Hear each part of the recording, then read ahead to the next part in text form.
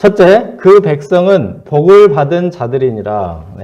1절에서 14절입니다.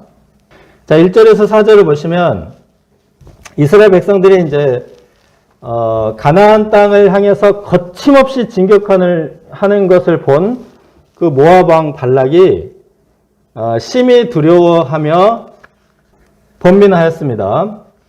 이스라엘 백성들이 아모리 왕 시온과 바산 왕 옥을 격파하고 요단강 동편의 거대한 땅을 차지했는데 바로 그 아래 모압 왕국이 있었기 때문입니다. 자, 지난번에 이제 잠깐 보여드린 그 지도, 요단강 동편 원래 약속하지 않았던 이 엄청나게 큰 두 나라 왕국 땅을 뜻밖의 이제 하나님의 축복을 얻게 됐습니다. 근데 그 땅 아래 바로 이제 모압 왕국이 있는 겁니다. 여기는 이제 지나쳐가는데 에돔, 모압 그 위에 이 모압 왕국이 원래 이 위쪽 땅까지 차지하고 있었는데 아모리 왕국에게 이제 짓밟혀서 모압 왕국이 줄어들었습니다. 절반 이하로 줄어들었습니다. 이 아모리 왕국을 진멸한 이스라엘인이 전쟁으로는 승산이 없다. 이렇게 생각하고 모압 왕은 아주 기이한 방법을 씁니다. 650km나 떨어진 그 메소포타미아 상류 지역에 있는 발람이라는 선지자를 초청하여 이스라엘을 저주하게 하고자 한 것입니다. 이 발람이라는 선지자가 저주를 하면 망하게 된다는 신통방통한 재주를 가졌다고 생각을 한 것입니다. 실제로 그런 능력이 있었던 것은 결코 아닙니다. 다만 한 나라의 왕이 자기 나라의 문제를 해결하기 위해서 먼 곳까지 장로들, 귀족들을 보내서 이 사람을 초빙한 것을 볼 때 괴술과 사술에 능한 해결사로 유명했던 자였던 것은 분명합니다. 이 초빙 장면은 삼국지에서 유비, 관우, 장비가 제갈량을 3번이나 찾아가는 그 삼고초려를 연상하게 하는데 거짓 선지자 발람은 말하자면 짝퉁 제갈량 같은 자입니다. 그 모압과 미디안 장로들이 손에 복채를 두둑히 들고 오자 8절을 보시면 발람은 그들을 유숙하게 합니다. 그러니까 유숙하게 한다. 이 말은 이제 VIP 손님으로서 잠자리를 제공했다. 대접했다는 뜻입니다. 하나님께서는 그 밤에 이 발람에게 말씀하십니다. 하나님의 말씀은 단호합니다. 너는 그들과 함께 가지도 말고 그 백성을 저주하지 말라.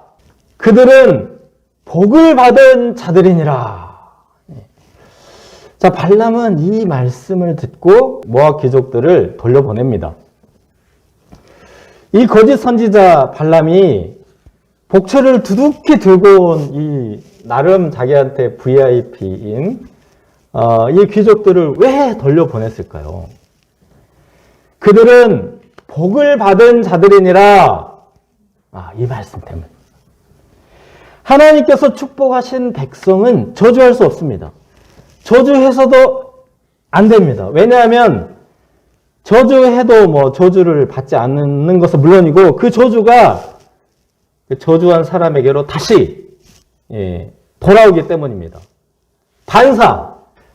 이 사술 전문가인 발람은 이게 무슨 말인지 금방 알아들었습니다. 이 사람은 저주 전문가이기 때문에 무슨 말인지 금방 알아들었어요. 하나님께서 아브라함에게 이렇게 약속하셨습니다. 창세기 12장 2절 3절을 보면 내가 너로 큰 민족을 이루고 내게 복을 주어 내 이름을 창대하게 하리니 너는 복이 될지라. 너를 축복하는 자에게는 내가 복을 내리고 너를 저주하는 자에게는 내가 저주하리니 땅의 모든 족속이 너로 말미암아 복을 얻을 것이니라 하신지라. 너를 축복하는 자에게는 내가 복을 내리고 너를 저주하는 자에게는 내가 저주하리니. 하나님의 백성을 축복하는 자는 복을 받습니다. 그러나 저주하는 자는 하나님께 저주를 받는다는 겁니다. 발람은 이 모압 귀족들의 복채가 탐났을 것이 자명하지만 이 하나님의 저주에 대한 두려움 때문에 거절한 겁니다. 게다가 하나님께 복을 받은 자들이니라. 이 말은 네, 완료형이죠. 완료형. 네, 이미 복을 받아버렸다. 하나님께서 작정하시고 복을 주시는 것을 사람이 어떻게 막습니까? 사슬, 복슬, 점술 총동원해도 아무 소용없다는 겁니다. 하나님께 복을 받은 자들이니라. 어떤 분들은 이 모압 왕이 발람을 부른 것을 이상하게 생각합니다. 아니 전쟁으로도 안 되는 걸 어떻게 저런 점쟁이 해결하겠냐. 사실은 오늘날도 사람들이 점술가나 무당을 찾습니다. 요즘 우리 청년들의 취업의 어려움을 다루는 다큐를 제가 본 적이 있습니다. 그 명문대 출신에다 좋은 자격증이 있는데 일이 잘 안 풀리는 겁니다. 그래서 많은 사람들이 사술에 의지하게 된다고 난데없이 다큐에서 구타하는 장면이 나왔어요. 심지어는 역대 대통령 후보들조차도 여기서 자유롭지 못합니다. 그런데 진실은 무엇입니까? 땅의 모든 족속이 너로 말미암아 복을 얻을 것이니라. 축복은 하나님의 주권입니다. 그리고 이 축복은 하나님의 백성, 즉 신자나 전도자를 통해서 세상에 전파됩니다. 이 사실 모압은 이스라엘을 두려워할 필요가 없습니다. 왜냐하면 이스라엘과 모압은 아브라함의 친척으로서 형제입니다. 네. 그래서 하나님께서 이제 신명기에 보면 하나님께서 이 형제들을 치지 말라고 하셨습니다. 그래서 이제 에돔도 치지 않고 이렇게 우회해서 가고, 예, 모압도 우회하고 에돔도 우회하고, 그리고 이쪽으로 가면 이제 암몬이 있거든. 암몬도 치지 않습니다. 하나님께서 치지 말라고 하시거든요. 형제이기 때문에. 아브라함이 아들처럼 아끼고 사랑했던 조카 롯의 후손이 모압과 암몬. 그런데도 모압이 이스라엘을 저주하고 했던 것은 이스라엘 백성들의 승승장구와 약진이 두려움도 있고 질투심도 있기 때문에 하나님의 백성들을 욕하고 저주하는 사람들의 마음 깊은 곳에는 사실 두려움도 있고요. 하나님이 계시면 어떻게 하지? 이런 두려움도 있고 그거 딱히 하는 게 없는데 잘 되는 것 같단 말이에요. 그래서 시기심도 있습니다. 하나님의 백성들은 사실 사방이 적입니다. 이스라엘만 해도 출애굽하자마자 아말렉 족속이 공격하죠. 지난주에 말씀에는 아랏 왕이 공격하죠. 에돔 왕은 왕의 대로를 딱 가로막고 다른 나라는 다 지나다니는 그 대로를 가로막고 에돔 광야를 쭉 돌아가도록 아주 골탕을 먹여버립니다. 아모리 왕, 바산 왕 다 이스라엘에게 칼을 겨눕니다. 자, 이처럼 기독교인들은 사면초가 사방이 적으로 둘러싸이기 십상입니다. 이것은 오히려 하나님의 사랑을 독차지하고 있다는 것을 반증합니다. 그들은 복을 받은 자들이니라. 우리는 이미 복을 받았습니다. 하나님께서 작정하고 축복하십니다. 우리가 사방으로 오겨쌈을 당하고 질시의 대상이 되더라도 하나님의 축복을 확신하고 평안을 누릴 수 있기를 기도합니다.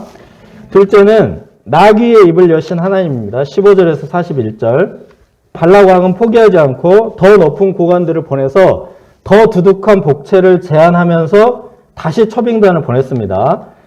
발람은 그 집에 가득한 은금을 내게 줄지라도 하나님의 명령을 어기지 않겠다, 가지 않겠다 이렇게 허세를 부렸는데 그러면서 이 초빙단에게 잠자리를 또 제공합니다.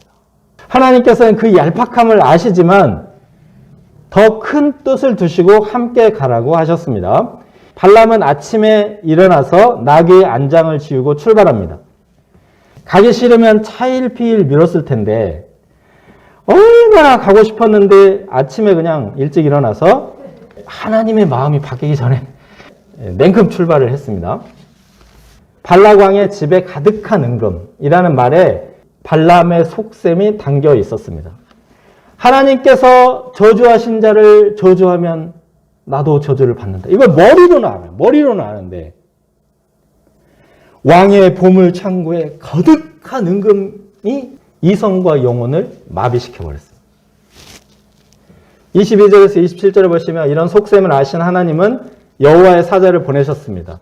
발람은 눈이 멀어서 벌써 마음에 콩밭에 가 있었기 때문에 거룩한 여호와의 사자를 보지 못합니다. 그런데 그를 태운 나귀가 알아보고 여호와의 사자의 칼을 피합니다. 길에서 벗어나서 포도원으로 피하고 또 포도원의 좁은 돌담길에 몰리자 이리저리 피하다가 발람의 다리가 돌담에 뭉개졌다. 이런 묘사를 길게 하고 있습니다. 성화를 공통적으로 보면은 하나님의 사자가 칼을 막 휘두르고 찌르고 이런 장면입니다. 이 장면이. 칼을 그냥 들고 서 있는 게 아니고 굉장한 사건이 벌어진 겁니다. 이게 첫 번째 기적입니다. 나귀가 여호와의 사자의 칼을 피했다. 발람은 이런 사실도 모르고 나귀가 미쳤다고 생각했는지 지팡이로 나귀를 3번 때립니다. 이 3번 때렸단 말은 힘껏 두들겨 팼다는 뜻입니다. 하나님께서 이때 나귀의 입을 열어 말하게 하십니다. 예, 나귀는 일생 동안 발람을 태우고 다녔으나 아무 문제도 일으키지 않았고 발람의 길을 이제 스스로 가지 않는다거나 엉뚱한 길로 간다거나 전혀 문제를 일으키지 않았습니다. 아주 충성스러운 나귀입니다. 뿐만 아니라 여호와의 사자의 칼을 피함으로써 발람을 죽음에서 구해주었습니다. 이 발람은 나귀에게 절을 해야 합니다. 하나님께서는 억울한 나귀 입을 위해 나귀의 입을 여셨습니다. 사실 이때 나귀가 말을 하다니 이렇게 생각해야 합니다. 나귀는 발성기관이 정교하지 않기 때문에 울 수는 있겠지만 말할 수 없습니다. 그런데 나귀가 말을 하는데도 발람이 놀라질 않아요. 얼마나 이성을 잃었는지 보물창고에 가득한 은금의 영혼까지 팔아먹어가지고 나귀하고 말을 하고 있습니다. 그러면 놀라지도 않고. 그런데 나귀의 충성됨과 예전과는 그 다른 나귀의 행동을 볼 때 자기 앞에 닥친 하나님의 심판을 깨닫게 된 것입니다. 그제서야 눈이 밝아진 발람은 여호와의 사자 앞에 바짝 엎드립니다. 어리석은 동물이 지혜로운 선지자, 소위 지혜롭다는 선지자를 깨우쳤다라는 점에서 이 사건은 굉장히 의미가 있습니다. 누가 지혜롭고 누가 어리석은가? 사람들은 하나님을 믿는 신자들을 어리석게 여깁니다. 그래 진짜 어리석음은 축복과 심판의 주권자 하나님을 알아보지 못하는 자들입니다. 멸망의 길을 가면서 자기가 막 엄청난 이익을 볼 것이라고 생각하는 사람들. 이런 사람들에게 어리석게 보이는 신자들이 무슨 말을 하면 막대기로 3번을 때립니다. 신자들, 전도자들은 나귀 취급을 받을 때가 많습니다. 많은 신자들이 사실 일생 충성스럽게 주인을 태우고 다닙니다. 별 말도 안 하고. 직장이든 어디든 신실한 신자들은 그저 조용히 순종하고 회사와 사회와 국가를 위해서 의무를 다합니다. 그러다 정말 위기의 때 지혜로운 말 한마디 하다가 이제 얻어맞기 십상입니다. 그렇다고 하더라도 하나님께서 입을 여실 때는 말해야 함을 배웁니다. 어리석은 주인들, 세상에서 속이 잘 나가고 배운 것도 많고 유명하지만 심판의 길로 가는 자들이 많습니다. 하나님을 경외하지 않는 사람이 은금에 눈이 멀어버리면 망하는 길로 직진합니다. 우리가 비록 나귀처럼 보이기는 하지만 하나님의 사자를 보는 눈이 있습니다. 심판을 피하는 길, 구원의 길을 알고 있습니다. 신약성경 고린도전서에 보면은 하나님께서 세상의 지혜로운 자, 가진 자, 유명한 자들을 부르지 않고 약한 자, 배우지 못한 자, 가난한 자들을 부르신다고 하셨습니다. 이는 하나님의 지혜, 즉 십자가 복음이 세상의 지혜보다 우월함을 나타내고자 하시기 때문입니다. 하나님께서 연약하고 부족한 자들의 입을 통해 세상을 일깨우시고 구원하심으로 영광을 받으십니다. 하나님께서 나귀 같은 우리의 입을 열어 세상을 구원할 복음을 전하게 하시기를 기도합니다.